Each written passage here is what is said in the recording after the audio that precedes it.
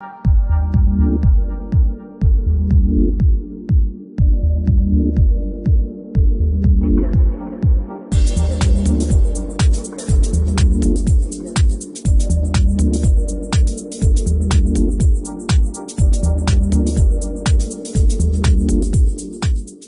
Dragonja, the State Secretary of the Ministry of Finance of the Republic of Slovenia, stressed, "In Slovenia there is an overabundance of companies still waiting to enter the privatization process. To improve the current situation, the government has prepared a new strategy which will modify the current privatization process to be faster and more beneficial to all parties involved." Moj pogled je, da je vstop Slovenije v tržno gospodarstvo, kamor spada tudi privatizacija, neizbežen in se dogaja. Precej procesov je bilo uspešno zaključenih, je pa dejstvo, da bi morala Slovenija, država in druge institucije izboljšati profesionalizem v samih postopkih, da bi iztržili še tisto pičico več pri samih prodajnih cenah. Ker namreč nekaj postopkov smo imeli takih, kjer je zaradi slabega procesa prišlo do manj ponudb, pa do slabših ponudb, kot bi sicer morda na mednarodnem trgu pričakoval. Vendar sem pa osebno pozitiven. Zdi se mi, da je bilo v zadnjih parih letih narejeno zelo veliko tudi pozitivnega. What is your experience with buying Slovenian companies? What is your story that happened? We bought Penis TKI in January, end of January. It was a distressed company. It was in very bad financial shape. The community, the employees, the management were very receptive to the acquisition due to it being in the company being in such a bad shape. The problem is that the time that it took because of the loans that were NPLs and being in BAMC in the acquisition process was time consuming and complicated due to all the banks involved and also the Ministry of Finance.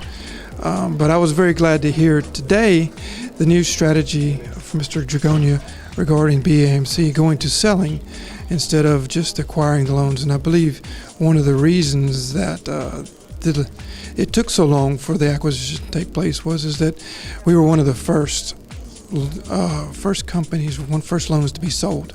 One of the things I hope that Slovenia with BAMC does is actually looks at the bigger picture and not just selling the loans, but getting companies to invest in Slovenia, okay?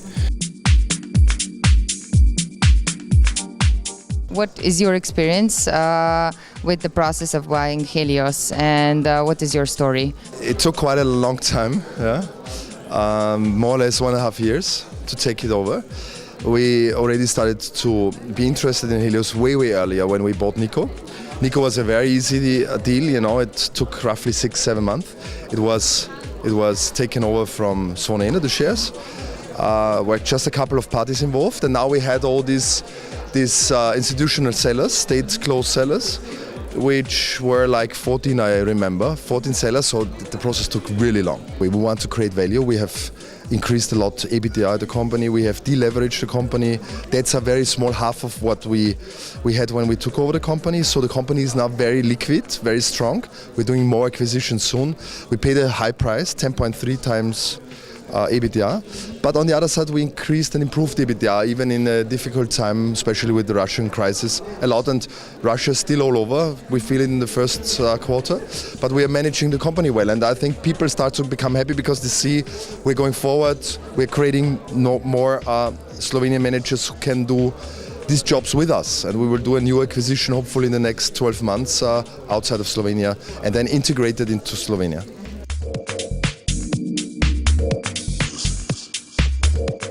The most optimistic or the most important thing for us at SSH is for sure to have a clear picture that you can discuss, that you can, invite special or accept special, specific investors for specific companies, and to be able also to prepare the companies for future processes. That's very important for us to make sure that the management is ready, that that the owners are ready to form a kind of coalition to achieve quite an attractive package in terms of the size and so on. So I think it's something that we cannot. That we are keen to see.